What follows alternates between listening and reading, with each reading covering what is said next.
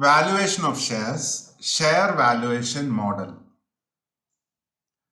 So in this session, we will see what is share valuation model and what in particular we will see what is intrinsic value of a share. So what is actually intrinsic value of shares? Each share has what is called the intrinsic value of shares, which are the benefits the holder of the share expects in the future in the form of capital appreciation and dividends.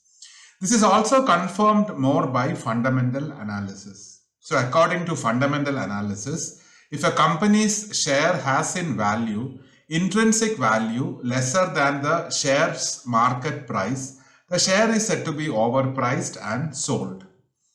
If for a share of a company, the intrinsic value of a share is more than the market price, the share is said to be underpriced and it is bought. Hence, it is important to calculate the intrinsic value of shares, and this process is also called as valuation of shares. Typically, to understand the valuation of shares, it's a must to understand its present value and the share valuation model. Next is what is present value and what is future value. This we will see it under time value of money. What is time value of money? Time value of money is actually very simple. Money that is today is worth definitely more than what that money is in the future.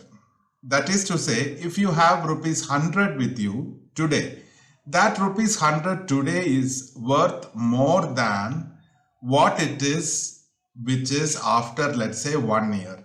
That's because of the rate of interest which the bank pays if you had deposited that money in a bank. So that is the fundamental concept of time value of money. Now, what is future value of money? Now, in share valuation process, there are basically different concepts, the present value concept and future value concept.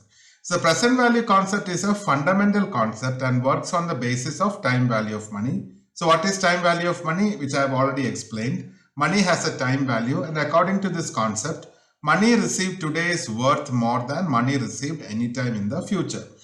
Now this is represented by the equation F is equal to P into 1 plus R the whole power N, where F is the future value of money which is invested today. That is, P is the rate of interest is R. P is the present value of money, and N is the number of years where it is actually invested. So that is what is future value of money. Now, this equation is obtained by compounding the present value of money. So in order to know the present value, the equation should be discounted. Accordingly, we obtain what is present value of money, which is P is equal to F divided by 1 plus R the whole power N. Which actually means the present value is always a lesser amount. Future, it is a bigger amount. So these two are technically equal. That is all what it actually means. Hence, to get future value of money, the equation should be a compounding equation. And to get present value of money, the equation should be a discounting equation. So present value of money is the money that needs to be invested in order to obtain future value of money. For example, to get rupees 500 in 1 year, how much money needs to be invested today? If the rate of interest is 6%.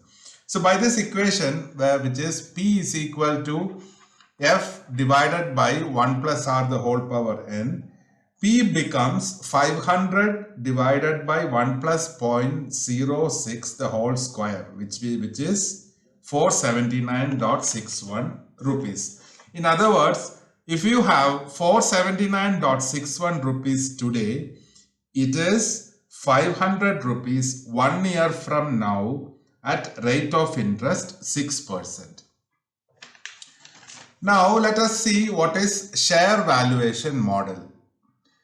It is for 1 year and multiple year holding.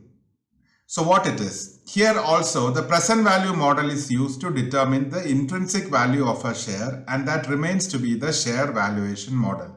So usually at the end of the holding period, The major receipts that emerge out of ownership of shares are the sale proceeds of the shares at the end of the holding period, as well as the annual dividend of the shares at the end of the holding period. So this can be worked out for 1 year holding or multiple year holding. So remember, the share value comprises of dividends as well as what the share is worth at the end of the holding period. So that's why we have got D1 and S1.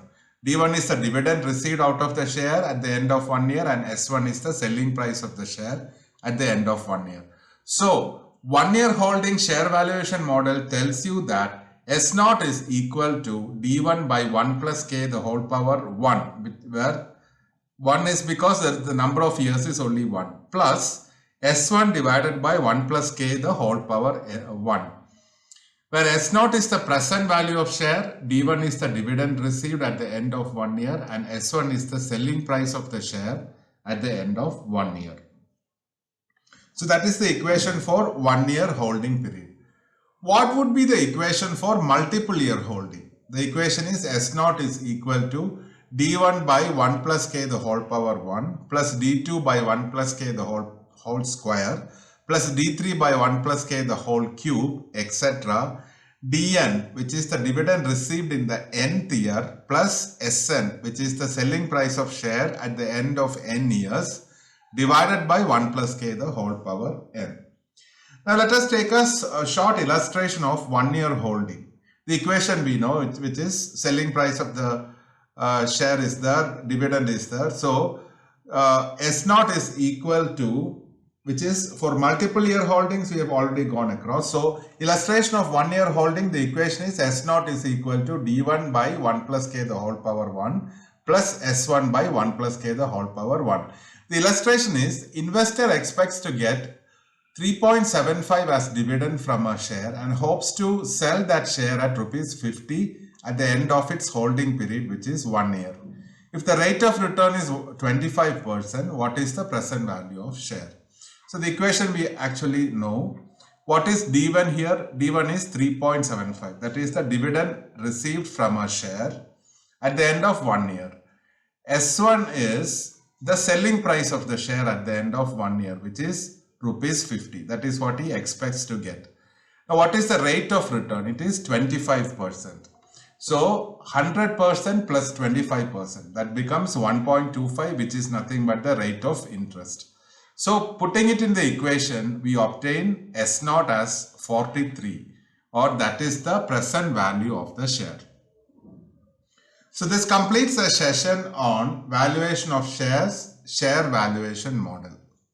Thanks.